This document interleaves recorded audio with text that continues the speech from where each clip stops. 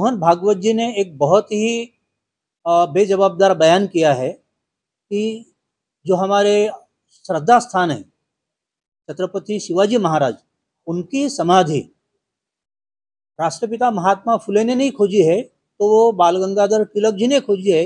इतना जो बेजवाबदार उन्होंने बयान किया है, हम चाहते हैं कि वो माफ़ी मांगे, उनके ऊपर महाराष्ट्र की सरकार कड़क कार्रवाई करे, क्योंकि महाराष्ट्र के सरकार के जो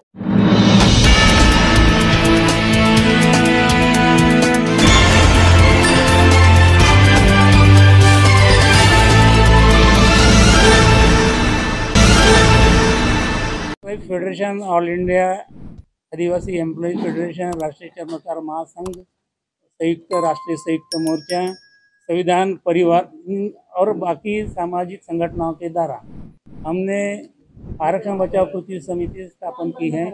और इस समिति के माध्यम से 1 अगस्त को जो निर्णय आया है सुप्रीम कोर्ट का कि SC/ST को क्रीमी ग्रेड लगाओ और उनका क्लासिफिकेशन करो, तो ये जो निर्णय है ये जाति जाति में संघर्ष करने वाला निर्णय है। इसलिए ये लोगों में जो भ्रम फैला हुआ, वो लोगों का भ्रम दूर करने के लिए हमने 15 सितंबर को यहाँ पे राष्ट्रीय आरक्षण परिषद आयोजित की थी। अभी उसका दूसरा यह है कि हम रैली निकाल रहे हैं पुणे करा दिन 24 सितंबर से, तो 3 अक्टूबर 2024 को मंत्रालय तक। ये रैली नागपुर से संविधान चौक से निकलकर गोंदिया, चंद्रपुर, यवतमाल, अमरावती, अकोला, नांदेड़, ये सारे जिलों से निकलकर ये मुंबई मंत्रालय पे जाएंगे और वहाँ धड़क मोर्चा उसमें होगा जब तक हमारी मांगे पूरी करती नहीं है सरकार। हमारे जो महाराष्ट्र सरकार है वो जो बैकवर्ड की जो यूनियंस है उसके बारे में कभी बैठक लेती नहीं, उनके जो डिमांड्स है उसको सुनती नहीं। इसलिए उन्होंने ये डिमांड सुननी चाहिए, क्योंकि देखा जाए तो पूरा एजुकेशन का पूरा प्राइवेटाइजेशन किया है। बच्चों को पढ़ाई के लिए जो स्कूल है 62,000 स्कूल का प्राइवेटाइजेशन किया है। कहाँ पढ़ेंगे बच्चे? जिसके पास पैसा है वही पढ़ेंगे। इसलिए ये सरकार को बताना है, जो बैकवर्ड क्लास के लोग हैं उनके बच्चे हैं उनको पढ़ाई के लिए एजुकेशन फ्री में दे दो, और ये आरक्षण पदोन्नति का आरक्षण लागू कर तत्काल लागू करो, और जो सुप्रीम कोर्ट का जो निकाल है उसकी आप कतई कोई अमलबजावनी या महाराष्ट्र में ना करें। इसलिए ये रैली का आयोजन। आरक्षण बचाओ महारैली में कितने संगठनों का समर्थन मिलेगा आपको?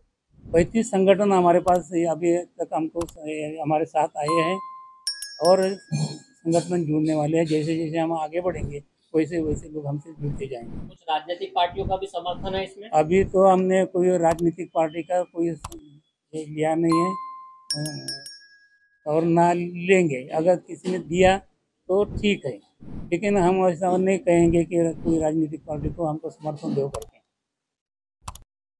एडवोकेट रमेश पिसे, राष्ट्रीय संयुक्त मोर्चा का राष्ट्रीय महासचिव हूँ। और ये जो हमारी अभी आरक्षण रैली जो निकल रही है उसके आयोजन का एक साथीदार हूँ। राष्ट्रीय संयुक्त मोर्चा, OBC Janamorcha, Maharashtra cast type संगठन, आदिवासी संगठन, संविधान परिवार और करीबन 35 संगठनों ने मिलके ये निर्णय लिया है। हमने एक समिति बनाई है, एक्शन कमेटी बनाई है। उसके तहत 24 तारीख से ये हमारी रैली निकलेगी, आरक्षण रैली। और ये आरक्षण rally OBC, SC, ST, minority, इनके कॉन्स्टिट्यूशनल और पॉलिसी जो रिजर्वेशंस है और जो प्रिविलेजेस है जिसको केंद्र की सरकार और वर्तमान महाराष्ट्र की सरकार भूल चुकी है, उसको धक्का दे रही है, उसके अगेंस्ट ये रैली है। ये संविधान चौक से 24 तारीख को निकलेगी और पहले 2 दिन हमारे नागपुर शहर और ग्रामीण में है। बाद में हमारा 26 तारीख का मुक्काम जो है वो भंडारा में है, 27 का मुक्काम जो है वो चंद्रपुर में है, 28 का मुक्काम जो है वो यवतमाल में है, 29 तारीख का मुक्काम जो है वो नांदेड़ में है, फिर औरंगाबाद, फिर अकोला, औरंगाबाद, नासिक, और फिर थाने के नज़दीक हम शाहपुर में रुकेंगे। और 3 तारीख को हमारी धड़क होंगी मुंबई मंत्रालय पे। अगर किसी वजह से हमको मंत्रालय तक नहीं जाने देते तो हमारा इस रैली का समापन आज़ाद मैदान में होगा और वहाँ पे ये मांगों के साथ में भले ही हम नॉन पॉलिटिकल बात कर रहे हैं, लेकिन हम सब पॉलिटिकल ही सोच रखते हैं। हमने भी ये तय कर लिया है कि चाहे फिर वो केंद्र की या राज्य की वर्तमान सरकार या पिछली सरकार, कोई भी हमारी बातें ठीक से समझती नहीं और मानने का तो सवाल ही नहीं है। तो इनको बगैर धक्का दिए फुले शाहू आम्बेडकर संविधान विचार वाली जो पार्टियां या सामाजिक संगठन है, उन सबको साथ में लेके हम आने वाले 2024 के महाराष्ट्र के चुनाव में हम हमारा परचम डेफिनेटली लहराएंगे। और हमारा नारा है, हर जिले में हमारा आमदार होना चाहिए। जितने जिले हैं, 36 जिले हैं, कम से कम हमारे माध्यम से हम 36 आमदार ये महाराष्ट्र में भेजेंगे। जो हमारी 23 मांगे हैं, उस मांगों के साथ में पत्रक आपको दिया है, उसमें मैं और एक मांग जोड़ना चाहता हूँ। कुछ दिन पहले आपने देखा होगा, मोहन भागवत जी ने एक बहुत ही बेजवाबदार बयान किया है कि जो हमारे श्रद्धा स्थान है छत्रपति शिवाजी महाराज, उनकी समाधि राष्ट्रपिता महात्मा फुले ने नहीं खोजी है, तो वो बाल गंगाधर तिलक जी ने खोजी है। इतना जो बेजवाबदार उन्होंने बयान किया है, हम चाहते हैं कि वो माफ़ी मांगे, उनके ऊपर महाराष्ट्र की सरकार कड़क कार्रवाई करे, क्योंकि महाराष्ट्र के सरकार के जो वर्तमान मंत्री है, सांस्कृतिक मंत्री आदरणीय सुधीर मुनगंटीवार जी, उन्होंने ही लेखी पत्र में ये कहा है कि शिवाजी महाराज की जो समाधि है वो राष्ट्रपिता महात्मा फुले जी ने खोजी है, और उन्हीं परिवार के मोहन भागवत जी ये कहते हैं कि भी वो तिलक जी ने खोजी है, उसकी पहचान की है, तो इसके ऊपर कार्रवाई होनी चाहिए।